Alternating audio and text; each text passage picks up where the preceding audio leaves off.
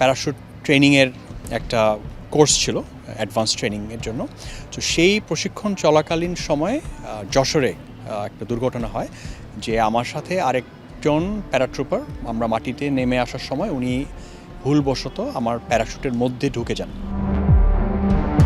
যার কারণে দুইটা প্যারাশুট পেঁচিয়ে যায় এবং আমরা প্রায় 200 ফিট উপর থেকে মাটিতে পড়ে যাই। আমি মাটিতে পড়ি এবং উনি এসে আমার উপরে পড়েন, যার কারণে আমার কম্প্রেশন ফ্র্যাকচার উপরের এবং নিচের চাপে এটা ভেঙে যায়। 3টা ভার্টিব্রা ভেঙে যায়, L3, 4, 5 ভেঙে ভাঙা হাড়গুলো আমার স্পাইনাল কর্ডের মধ্যে চলে যায় এবং অনেকগুলো নার্ভ ছিঁড়ে যায়। এ যেন সিনেমার গল্পকেও হার মানায়। দুর্ঘটনায় যেখানে আজীবন পঙ্গুত্ব নিয়ে বিছানায় পড়ে থাকার কথা, সেখানে ইমতিয়াজ ইলাহী বনে গেলেন আয়রন ম্যান। সবার চোখে আঙুল দিয়ে দেখিয়ে দিলেন কিভাবে চাইলেই জীবনে বদলে ফেলা যায় সব বাধা বিপত্তির সংবিধান। দুর্ঘটনার পর পেরিয়ে গেছে 26টা বছর। টকবগে সেই যুবক পা দিয়েছেন মধ্য বয়সে। এর মধ্যে হারিয়েছেন প্যারাট্রুপার হওয়ার স্বপ্নকে। মেডিকেল আনফিটে বিসর্জন দিতে হয়েছে সেনাবাহিনীর চাকরিটাও। শঙ্কা ছিল হয়তো আর কখনোই সোজা হয়ে দাঁড়াতে পারবেন না। তবে যেখানে শঙ্কা সেখানে সংকল্প, হার না মানার মানসিকতা ভর করে তার উপর। সেই সাহস থেকেই ইমতিয়াজ ইলাহী শেষ করেন একের পর এক দুঃসাহসিক সব ইভেন্ট, যা কারো বুকে ধরায় কাঁপন তো কাউকে করে মুগ্ধ। 50 বছর বয়সে এসেও ইমতিয়াজ ইলাহী দেখেন পাহাড় জয়ের স্বপ্ন। কিন্তু তার আগে জানতে চাওয়া কিভাবে প্যারাশুট দুর্ঘটনার পর ঘুরে দাঁড়ানো। পড়ার পরে মনে হলো যে শরীরে কয়েক হাজার ভোল্ট ইলেকট্রিসিটি পা থেকে মাথা পর্যন্ত গেল। হ্যাঁ, এবার তারপরে মাটিতে আমি পড়ে আছি, তো নড়াচড়ার কোনো উপায় নাই। যাই হোক, সেখান থেকে হসপিটাল যশোর থেকে ঢাকা, এরপরে একটা অপারেশন হলো আমার স্পাইনে। তারপরে প্রায় 3 মাস আমি একদম শয্যাশায়ী। হ্যাঁ, মানে উঠে বসারও কোনো সুযোগ ছিল না, অবস্থাও ছিল না। সো ডাক্তাররাও আসলে কনসার্ন ছিলেন যে আসলে এরপরে কী হবে, রিকভারি কতটুকু হবে। আমিও বাড়ি ছিলাম যে আসলে আদৌ আমি উঠে বসতে পারবো কিনা বা নড়াচড়া করতে পারবো কিনা। তো সেখান থেকে 3 মাস পর আস্তে আস্তে আমার ফিজিওথেরাপি করা শুরু হলো। দেন সেখান থেকে বিছানায় উঠতে বসতে পারা বিরাট মাইলস্টোন। হ্যাঁ, সেখান থেকে হুইলচেয়ার থেকে 2টা ক্রাচ, তারপরে 1টা ক্রাচ এবং 2 পায়ে দাঁড়ানো। প্রায় 9 মাস আমি হসপিটালে কাটিয়েছি। তারপরে আমার শারীরিক অসুবিধার কারণে আসলে সেনাবাহিনীতে আর থাকার সুযোগ হয়নি। এটাকে মেডিকেলি বোর্ডের আউট বলে। যেহেতু অ্যাক্টিভ সার্ভিস ছিল, তো সেনাবাহিনী তাদের পক্ষ থেকে যতটুকু সহযোগিতা করা সম্ভব সবই করেছেন এবং এখনও করে যাচ্ছেন। বাট যেহেতু আমার মানে ফিজিক্যালি আমার ফিটনেসটা ওই জায়গায় ছিল না যে আমি যা করতে চাই সেনাবাহিনী সেটা আমি করতে পারতাম না। সো তখন স্বাভাবিকভাবে আমাকে চলে আসতে হয়। বাইরে এসে আবার নতুন করে ক্যারিয়ার শুরু করা, এবং আইটি ইন্ডাস্ট্রিতে কাজ করছি আমি গত প্রায় 21 বছর যাবৎ। বাট এর মাঝখানে আমাকে আসলে একটা বড় ট্রানজিশনের মধ্যে থেকে যেতে হয়েছে যে আপনি এক্সট্রিমলি ফিট থেকে আনফিট। হ্যাঁ, অর্থাৎ নড়াচড়া করতে আপনাকে সহযোগিতা নিতে হচ্ছে, সাহায্য নিতে হচ্ছে। সো 2000 সাল থেকে 2010 সাল এই সময়টা আমি আসলে আস্তে আস্তে চেষ্টা করেছি যে একটা হাঁটা, অল্প অল্প দৌড়ানো, বেশ বেগ পেতে হয়েছে। হ্যাঁ, আপনার যেহেতু আমার স্পাইনাল কর্ড ইনজুরি, লোয়ার ব্যাকে পেইন এবং সব কিছু মিলিয়ে আসলে খুব ডিফিকাল্ট ছিল। হুইলচেয়ার থেকে ক্রাচের জীবন, সেখান থেকে 1 পা 2 পা করে হাঁটা, ধীরে ধীরে দৌড় শুরু করা, 1 কিলো থেকে কয়েক কিলোমিটার, সেটাকে আরও বাড়িয়ে ম্যারাথন, সঙ্গে যুক্ত হলো সাঁতার, সাইক্লিং। অদ্ভুত কিছু জয়ের নেশা ভর করে ইমতিয়াজের ওপর। আস্তে আস্তে আমি দেখলাম 2010 সাল থেকে যে আমি দৌড়াতে পারছি। 100 মিটার, 200 মিটার, 500 মিটার করে আমি 1 কিলো 2 কিলো করে একটা 21 কিলো পর্যন্ত দৌড়ে ফেললাম। 2013 সালের মধ্যে আমি 21 কিলো দৌড়ে ফেললাম। তারপরে সাইকেল চালানো শুরু করলাম। ততদিনে বাংলাদেশে আমরা কয়েকটা কমিউনিটি দাঁড়িয়ে গেছে, বিডি রানার্স আছে, বিডি সাইক্লিস্ট, যারা আসলে অ্যাক্টিভ লাইফস্টাইলকে প্রমোট করতো। হ্যাঁ, সো আমি ওদের সাথে দৌড়াতাম, সাইকেল চালাতাম, এভাবেই শুরু করতে করতে ধরেন এরপরে যেটা মনে হলো যে যখন আমি শারীরিকভাবে সক্ষম হতে থাকলাম, তখন চ্যালেঞ্জটা আস্তে আস্তে বাড়ানো শুরু করলাম। শুধু দৌড়ে না, দৌড়ের সাথে সাঁতার, দৌড়ের সাথে লম্বা সাইকেল, সবই করলাম। দেশের গণ্ডি পেরিয়ে বিদেশের মাটিতে একের পর এক ইভেন্টে অংশ নিতে শুরু করেন তিনি। বয়স, স্বাস্থ্য ঝুঁকি যার কাছে হয়ে ওঠে মামুলি। ব্যথা বাধার সঙ্গে শরীরকে মানিয়ে নিতে করেন যুদ্ধ। ধীরে ধীরে নিজেকে নিয়ে যান অসম্ভব কঠিন আয়রনম্যান প্রতিযোগিতার দীর্ঘ দূরত্বের ট্রায়াথলনে একাধিক ইভেন্টে বাংলাদেশের পতাকাকে বিশ্বের কাছে তুলে ধরেন তিনি। না, আসলে আমি কোনোদিনও চিন্তা করিনি যে আমি একসময় আয়রনম্যান দিব। আমার জন্য আসলে ওই 100 মিটার দৌড়াতে পারাটাই একটা বড় ব্যাপার ছিল। আর আমি সবসময় চেষ্টা করি যে মানে এক লাফে শেষ পয়েন্টে পৌঁছানোর থেকে এই জার্নিটাকে উপভোগ করা। সো আমি নিজেকে তৈরি করেছি, বিল্ড করেছি, ট্রেন করেছি এবং করতে করতে একটা সময় যখন আয়রনম্যান রেসের জন্য প্রস্তুত হলাম, ততদিনে প্রথম দৌড় থেকে 8 বছর পার হয়ে গেছে।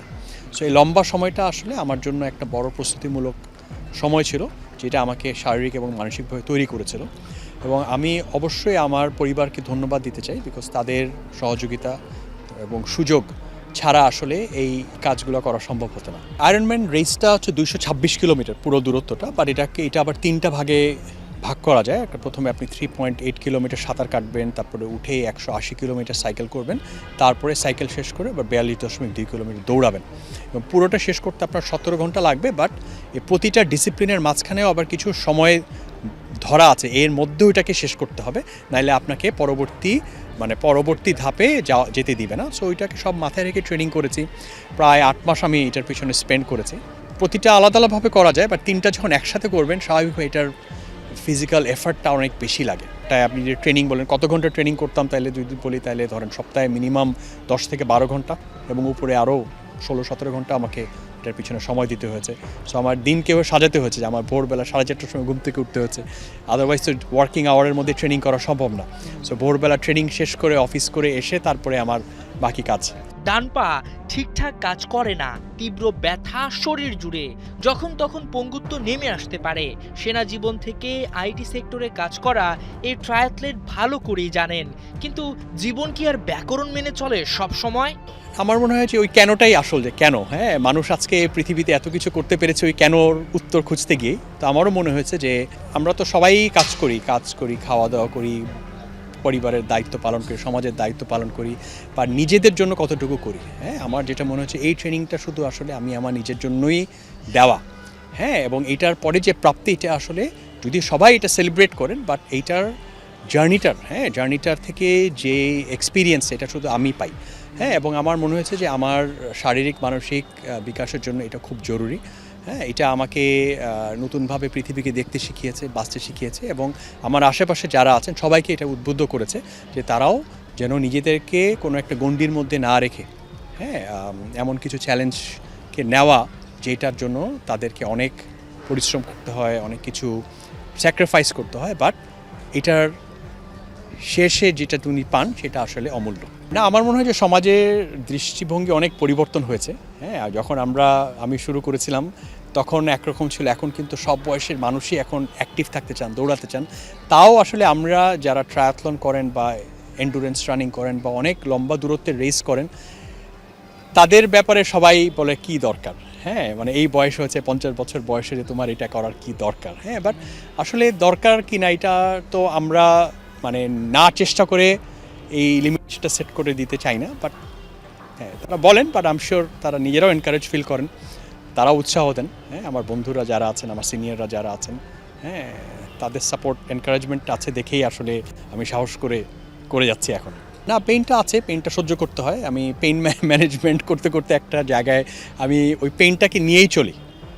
ওই পেইনটা সবসময় থাকে, আর হাঁটাচলা করলেও আমার অসুবিধা হয়, যেহেতু আমার ডান পায়ে স্পাইনাল কর্ড ইনজুরি, যার কারণে আমার ফুট ড্রপ আছে এবং কয়েকটা মাসেল ইনঅ্যাক্টিভ।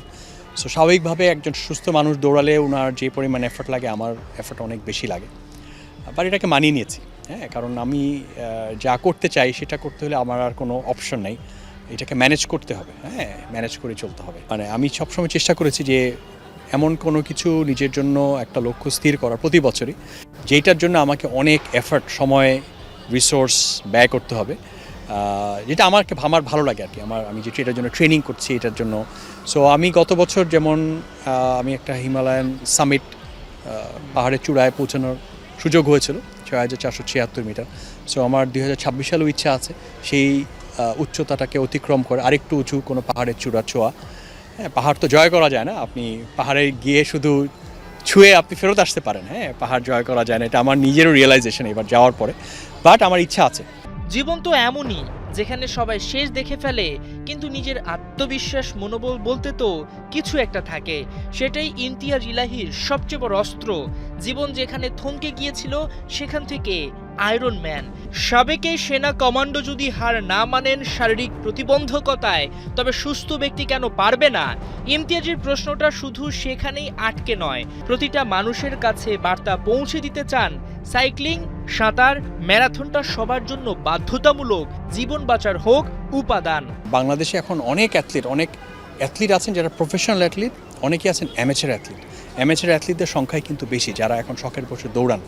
হ্যাঁ, তারাও অনেক জায়গা থেকে উঠে আসছেন বা দৌড়ের মাঠে নিজেকে নিয়ে আসছেন অনেক বাধা বিপত্তি অতিক্রম করে, এবং এরকম হাজারো দৃষ্টান্ত আমাদের আশেপাশে আছে।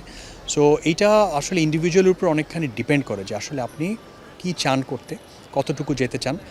আর এই স্পোর্টসটা যদিও আমরা মানে জীবনের পার্ট হিসেবে এখনও সোসাইটিতে ওইভাবে আমরা প্রাধান্য দেই না, বাট এটা দিলে আমার মনে হয় যে বাংলাদেশের মানুষের জীবনটা অনেক ডিফারেন্ট হতো। হ্যাঁ, আপনি যদি কম্পেয়ার করি যে কোনো অনেক দেশের সাথে যেখানে স্পোর্টসটা একদম চাইল্ডহুড থেকে মানুষ প্র্যাকটিস করে আসে, ভার্সেস এখন আমরা অনেকে স্পোর্টসে আসছে ডাক্তার বলার পরে যে আপনি হাঁটেন, আপনি দৌড়ান। হ্যাঁ, সো ওই জায়গা থেকে আমার মনে হয় যে স্পোর্টস শুধু মানে ইনজুরি থেকে না, বাট আপনার জীবন গঠন, আপনার মানসিক শারীরিক গঠন সব কিছুতেই একটা বিরাট প্রভাব ফেলে, যেটা কিন্তু আমরা যদি সচেতনভাবে এটাকে নেই, হ্যাঁ, এটার পজিটিভ সাইডটা কিন্তু আমরা পাবো। সেম গোস ফর এনিবডি, যিনি ইনজিওর্ড হয়েছেন, উনি যেটা করতে চাচ্ছেন ওটা হয়তো উনি করতে পারবেন না, বাট এটা অল্টারনেট আসলে অনেক কিছু আছে যেটা উনি অন্য স্পোর্টস উনি পিক আপ করতেই পারেন। বাংলাদেশে খেলাধুলা বলতে শুধু ক্রিকেট আর ফুটবল, এটার বাইরে আর কোনো স্পোর্টস নাই। বাট আপনি যদি দেখেন যে দুটো স্পোর্টসের জন্য অনেক রিসোর্স লাগে, আপনার স্টেডিয়াম বানাতে হয়, কোচ লাগে, এটা লাগে সেটা লাগে। বাট আপনি রানিং যদি বলেন, রানিংয়ের জন্য তো আপনার একটা রাস্তা হলেই হয়, পার্ক হলেই হয়। হ্যাঁ, একইভাবে আপনার 20 কোটি লোক একটা মানে বড় দৌড়ের ইভেন্টে মানে দেশকে রিপ্রেজেন্ট করার মতো লোক কিন্তু আমরা এখন তৈরি করতে পারিনি। একইভাবে সাইক্লিং বলেন, সুইমিং বলেন, নদীমাতৃকদের সবাই বলে হ্যাঁ বাংলাদেশ তো নদীমাতৃকদের, বা সাঁতার খুঁজে দেখেন সাঁতারও খুঁজে পাবেন না। হ্যাঁ, সো এই জায়গাগুলোতে আমার মনে হয় যে এই স্পোর্টসগুলোতে আপনার অনেক রিসোর্স লাগে না, রিসোর্স লাগে ডেফিনেটলি, আপনার ট্রেনিং ফ্যাসিলিটি সবই লাগে, বাট হয়তো ক্রিকেট বা ফুটবলে যে পরিসরে লাগে সেই পরিসর দরকার হয় না। সো এইখানে কিন্তু অনেক অ্যাথলিট তৈরি করার সুযোগ অনেক বেশি। হ্যাঁ, আপনি একটা 11 জনের ফুটবল টিমকে বানাতে যেই পরিমাণ রিসোর্স লাগে, সেখান থেকে হয়তো 100 রানার তৈরি করতে আপনার সেই রিসোর্স হয়তো লাগবে না। হ্যাঁ, বাট এটা একদিনে হবে না, এটা একটা লম্বা সময় ধরে এটার পিছনে সময় দিতে হবে, 5 বছর 10 বছর, তারপর হয়তো আমরা এটার রেজাল্ট পাবো। বাট ওই জায়গা থেকে আমার মনে হয় যে শুধু ক্রিকেট ফুটবলের বাইরে অনেক স্পোর্টস আছে যেখানে আমাদের দেশের অ্যাথলিটরা অনেক ভালো করতে পারবেন। আপনি এটা রিসেন্ট টাইমের বিভিন্ন অ্যামেচার রানিংয়ের রেজাল্ট দেখলেই বুঝবেন যে বাংলাদেশিরা যেখানে বাইরে গিয়ে দৌড়াচ্ছেন, বিভিন্ন দেশের ম্যারাথনে পার্টিসিপেট করছেন, বিভিন্ন দেশের ট্রায়াথলনে ইভেন্টে পার্টিসিপেট করছেন, তারা ইভেন ট্রায়াথলন ওয়ার্ল্ড চ্যাম্পিয়নশিপেও কোয়ালিফাই করছেন। হ্যাঁ, এবং পুরোটাই নিজের উদ্যোগে, নিজের রিসোর্স, নিজের সময় ব্যয় করে তারা যাচ্ছেন। তো এই জায়গায় যদি একটা সরকারি পৃষ্ঠপোষকতা থাকতো, হ্যাঁ, তাহলে হয়তো এইখানে আমাদের অ্যাথলিটরা আরও অনেক ভালো করতে পারতেন। হাসান সজীব, 71।